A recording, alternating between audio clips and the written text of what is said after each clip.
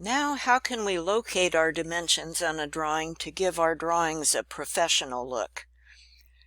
I put this slide first because this is probably the most important way to make your drawings look like they were done by a professional, and that is to make sure when you have a string of dimensions, make sure they are lined up. The second thing I would say that isn't mentioned on here is to have them evenly spaced. And what is the evenly spacing? Well, the dimensions need to be at least 3/8 of an inch apart when the thing is printed. Obviously, in model space, they're a lot farther than 3/8 apart, but when you scale down in paper space, on your piece of paper, make sure they are at least 3/8 apart. They can be 3/4 or an inch. That would be good too. And the CAD standard tells us make sure we only give a dimension once. And there are a couple of reasons. One reason is if you repeat the dimensions, the contractor or the person doing estimating will spend time trying to figure out why you said that again. What's going on here? The other reason is if you put a dimension in more than one place in your drawing set, and then later on you come back and do a change order and you change a size, what if you don't remember that you put that dimension 2 places? What if you change the dimension one place and don't change it the other place? Well, you could wind up with all kinds of difficulties. You could wind up with the contractor reading the old dimension instead of the new dimension. You could even wind up, if you were in court, or your boss were in court and somebody were saying, well, show me the drawing, and you had this old dimension in there, then the jury could say, oh, well, okay, there's the bad dimension. So anyway, I don't mean to be alarming. We just give a dimension once. And we keep dimensions off the building. Now, sometimes if you're dimensioning, let's say, an interior floor plan, you can't avoid it. You're going to have dimensions on the plan. If you're doing an exterior dimension, you really must keep the dimensions off the floor plan, keep them outside of the building. And what we do, we don't want any dimensions crossing each other. We want them stacked in order from small to bigger to biggest. So what we do is we put the smallest dimensions closest to the building, things like where is the location of the window and the door and so forth. Then we go a little further out and locate major bumps, corners in the building, and keep on progressing outward.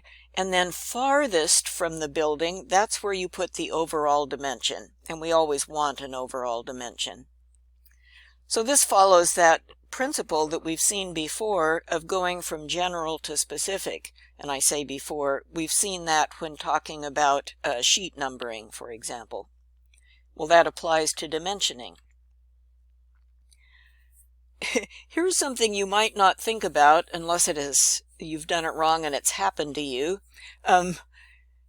You want to make sure when you're dimensioning a location of something that it's tied to a fixed point in the building, rather than you don't want to dimension out to some imaginary point in space.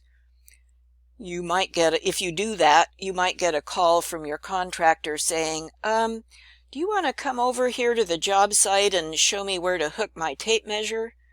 And then if that happens, you'll realize, oh, I will never do that again. But you can just never do that in the first place and always give your dimension to a solid feature. We want to make sure that we start and end some dimensions at the outer face of the building. And here's a note again about that plus minus thing.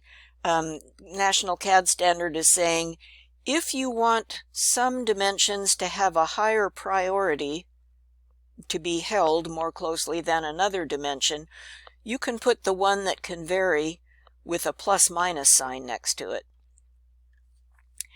There are times when it's okay to dimension to a center line of a thing. Maybe you've got a rough opening for something and you don't know how big it's going to be. Maybe there's some partition where you don't know what the finish material will be and you just want to locate the center line of it. You still need to dimension to the outside face, but you can put some center lines in there. There are some cases, especially when you're doing an interior dimension, where you might need the face of finish. And we don't usually use that, so you don't usually say from, let's say, sheetrock to sheetrock. But if you're doing some renovation, some remodeling work, you might need that. And if you're doing something where the face of finish is critical, like let's say you're doing a bathroom and you need to give the face of finish size because you're going to put a tub or a shower enclosure in there, you might need to do that. So we start at the outside of a building. I think we said that before. When you're locating doors and windows, you locate to the center line of the opening, the center of the window opening or the center of the door opening. You don't give the dimension to one edge and then the other edge. You go to the center. And there are some cases where if you have a door, an inside door, where you can omit the locating dimension, and the two cases are, I wish I had a picture here for you, sorry about that. If you have a door that's clearly centered, you can omit the location. Now those of you who do mechanical drawings, that will freak you out. It freaks me out sometimes not to give a dimension, but for a centered door you can. Or if you're next to a wall and it's a standard 3-inch space away from a wall, that's a standard size, so you can omit the dimension there. Now on elevations and sections, which are kinds of elevations, again you go from general to specific, so overall dimensions farthest away and then getting smaller and smaller as you get close to the building.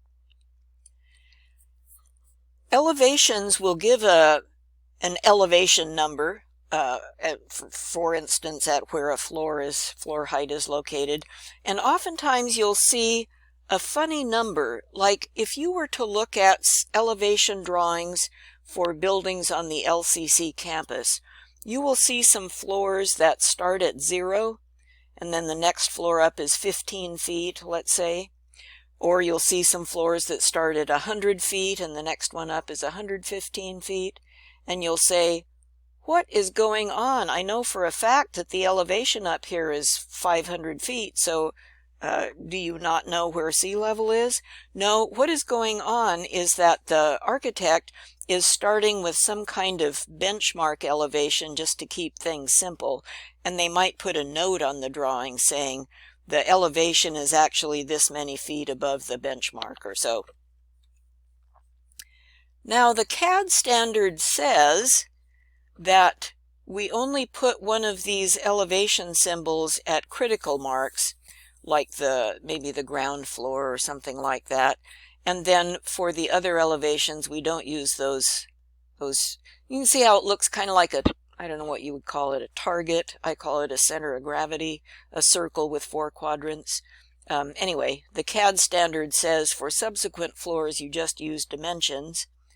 So right off the bat, here's an example out of our book, if you happen to buy the book, where he's got multiple floors in a building and he has put an elevation symbol on each one.